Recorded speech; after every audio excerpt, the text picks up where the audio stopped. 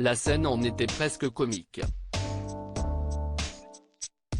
Samedi 6 mai, Charles III et Camilla ont été immortalisés par les caméras du monde entier alors qu'ils attendaient le départ de leur carrosse, qui devait les mener jusqu'à l'abbaye de Westminster, où ils allaient être couronnés.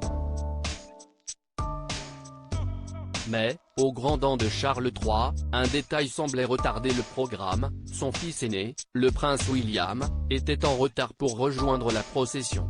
Le monarque, exaspéré, a été aperçu murmurant dans sa barbe et se demandant « Pourquoi ne pouvons-nous jamais être à l'heure ?»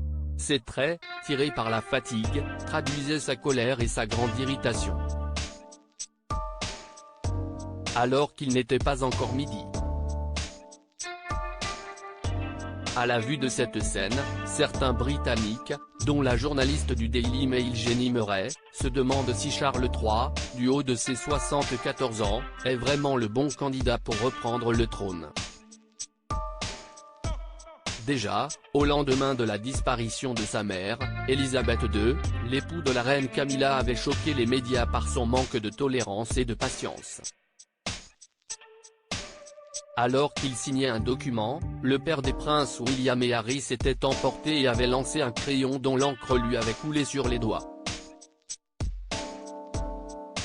Supérieur à couronnement Charles III, la famille royale salue la foule depuis le balcon de Buckingham Palace, sans le prince Harry n'abdiquera pas ? Pour Jenny Murray, ces signes montrent une grande fatigue chez le monarque et remettent en question ses capacités à gérer l'immense pression inhérente à la position de roi du Royaume-Uni. Deux personnes dans la seconde moitié de la soixante-dizaine peuvent-elles organiser une réception pour des personnes très importantes, venues du monde entier, un vendredi soir, et se lever le lendemain à l'aube, être habillées, maquillées, coiffées et présenter une performance sereine, sachant que leurs expressions faciales resteront dans les mémoires pour toujours ? S'est-elle interrogée dans le Daily Mail. Je ne lui donne pas plus de 6 ans avant de transférer le rôle à William, a-t-elle assuré.